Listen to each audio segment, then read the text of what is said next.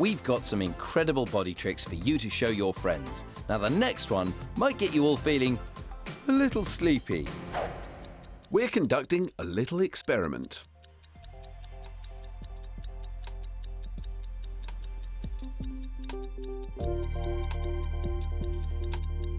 We're going to yawn. And just look what happens. That's one. 2.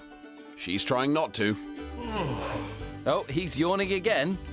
4, 5, Got you. 6, 7, 8, triple whammy. Are you yawning at home? It's a yawnorama. Is this boring? Hands up if you yawned. Me. So when we yawned, they yawned. Who thinks they've got a good explanation about why they yawned? I think yawning is a contagious disease because when one person does it, another person does it, then another person does it, and it just keeps on going. It's a good theory, Giuliano. We see someone looking tired and we think, I must be tired because they look tired. Another good theory, Charlie. So we've got all sorts of different explanations. And the really disappointing thing is that scientists and doctors don't know why we yawn. How about that? Look at it, really cheated. Like, what? Well, it's true. The human body's an amazing thing, but sometimes doctors like us just don't know why things happen. Some experts think that yawning may have developed as a means of communication, telling everyone that you're tired, just like Charlie suggested. Or some think that when you're bored or tired, a big yawn will help you take in more oxygen, keeping you alert and awake. Whatever the reason, make sure you try this out on your mates, but don't do it when you're in class. You might get in trouble.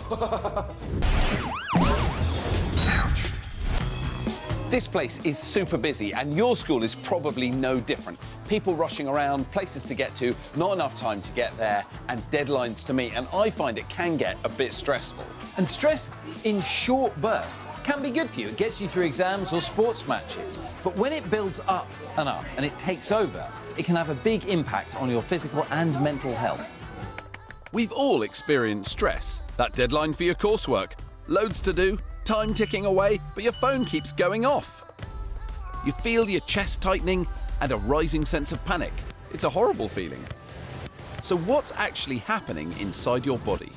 Well, adrenaline is being released from your adrenal glands, which makes your heart beat much faster. If this happens every now and then, it's okay. But if it happens again and again over a prolonged period, it's called chronic stress, and this has a serious effect on your health.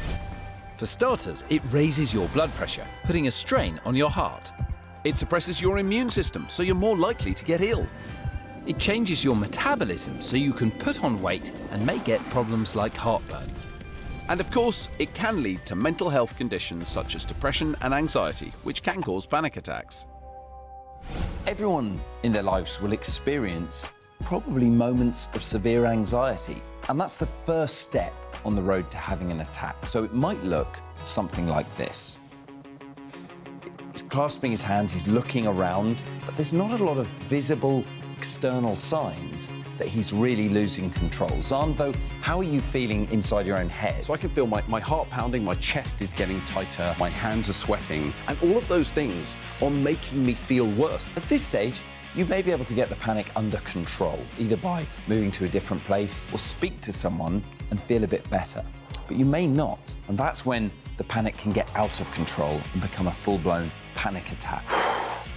So as Xand becomes more panicky, his body releases the adrenaline, and those hormones start to make his heart pound, his breathing rate increase. That makes his body feel physically very bad. That, in turn, increases the level of panic, and so Xand gets into a vicious cycle that he is unable to control. Anxiety or panic attacks happen because you've lost control of your breathing. You try to breathe in deeper and more quickly than normal.